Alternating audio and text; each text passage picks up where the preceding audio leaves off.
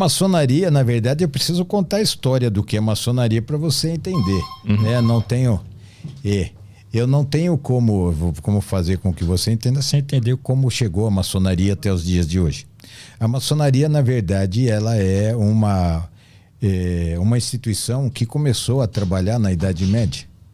A instituição como a gente conhece hoje. Quando houve a ruptura o rompimento, quando acabou o Império Romano, todo mundo sabe que Roma antiga, o Império Romano detinha um conhecimento da área da construção absurdo. Tanto que nós temos obras feitas pelo Império Romano até hoje que estão em pé. Aquedutos e castelos, temos lá o Coliseu em Roma e várias outras obras que estão ali. E quando o Império Romano ruiu, a Europa entrou numa época de Era Negra, que se chama, que foi a Idade Média.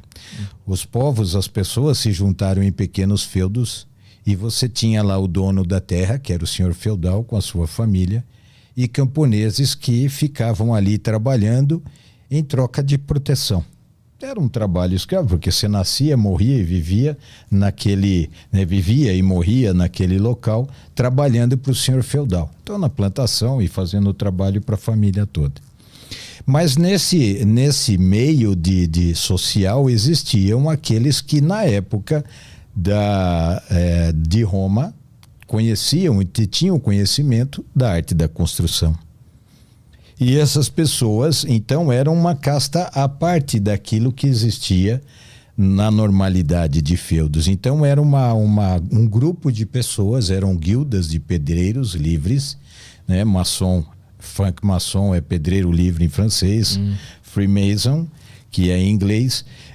Então, eles tinham essa associação, essas guildas, que se reuniam para trabalhar e eram contratados pela igreja para construir monastérios, catedrais, construir pontes e tudo o que a igreja precisava na Europa. Então, e eles não se sujeitavam às leis do feudo onde eles trabalhavam. Eles sujeitavam-se diretamente ao Papa. A relação igreja e maçonaria, que é a arte de trabalhar na construção, né, que são pedreiros, era uma relação de assim, eu contrato você faz o trabalho que eu estou pedindo. E chamavam-se então pedreiros livres. Por quê? Porque você, fora do senhor feudal, era a única instituição, eram as únicas pessoas que podiam andar pela Europa livremente. Na verdade, o trabalho era um trabalho praticamente escravo, porque tinha algumas construções que levavam aí 80, 90 anos para que ela fosse realizada, finalizada. Então você tinha 2, 3 gerações de pessoas que ficavam trabalhando. Então eles eram os únicos que tinham conhecimento de como construir coisas. E aí esse segredo, para que eles tivessem essa liberdade que os outros não tinham, eles mantinham um segredo. Então é assim, eu sei trabalhar, se todo mundo soubesse fazer alguma coisa na área da construção, eles perderiam essa liberdade. Então, o segredo que a gente detém hoje na maçonaria, na verdade, é uma tradição desse tempo. A maçonaria foi assim operativa. Até 1666, em Londres, teve um grande incêndio que destruiu uma boa parte da cidade, quase a cidade inteira.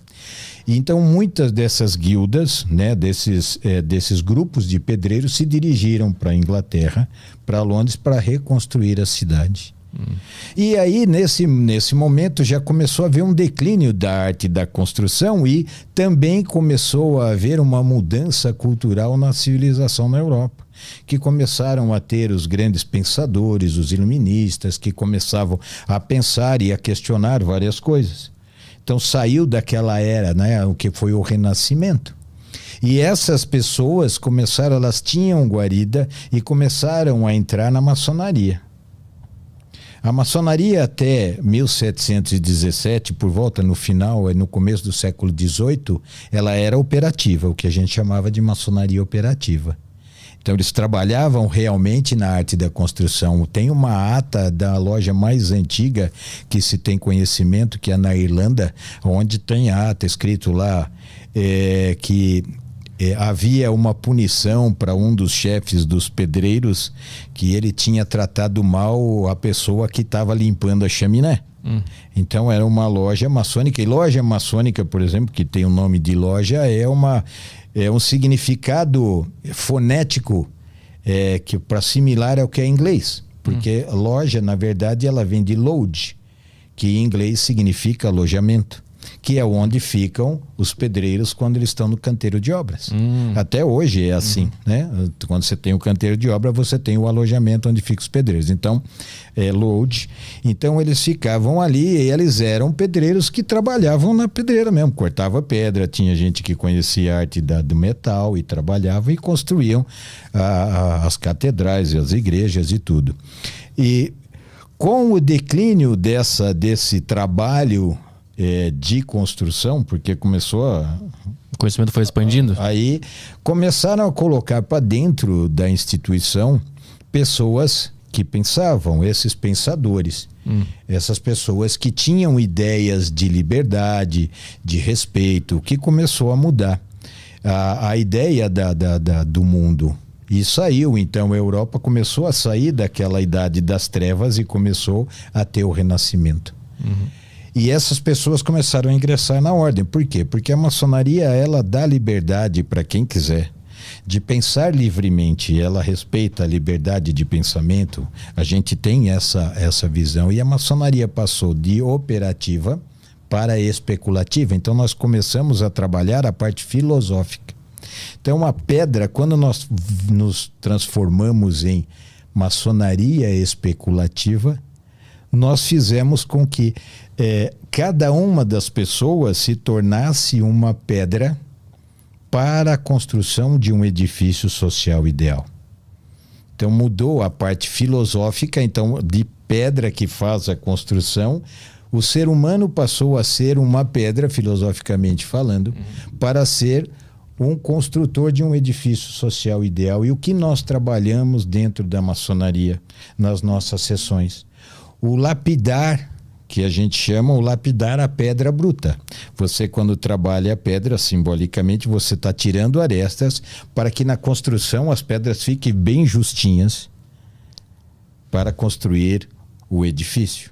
Então hoje é um grupo de desenvolvimento pessoal. As pessoas, a gente trabalha a nossa moral, os nossos trabalhar virtudes de ser uma pessoa realmente que busca ser diferente no meio social. O que afasta as pessoas? O que seriam as arestas que na teoria, filosoficamente afastam as pessoas? Os comportamentos inadequados, como a ira, como a cobiça, como a inveja, como todos esses comportamentos, né, que nos afastam uns dos outros, são trabalhados dentro da maçonaria para que a gente possa vencer essas paixões e nos tornarmos pessoas diferentes, para que haja uma aproximação realmente das pessoas. Porque se eu tenho um comportamento inadequado com você, se eu te trato com grosseria, se eu lhe trato com desrespeito, nós não vamos nos aproximar. Ao contrário, um afasta o outro. E a gente não vai conseguir ser uma pedra para uma construção de um edifício ideal. Então, o aproximar as pessoas está em trabalhar um comportamento diferenciado com gentileza, com respeito, dando a dignidade. Nós sabemos, nós não somos pessoas, ninguém é melhor do que ninguém, independentemente do que você faz na sua vida. Você não trata menos um mecânico, um lixeiro, porque você é um doutor. Isso não faz a menor diferença, porque somos todos criaturas iguais. Somos seres humanos iguais, independentemente de cor, de raça, de credo, de religião. E a gente trabalha isso dentro da maçonaria.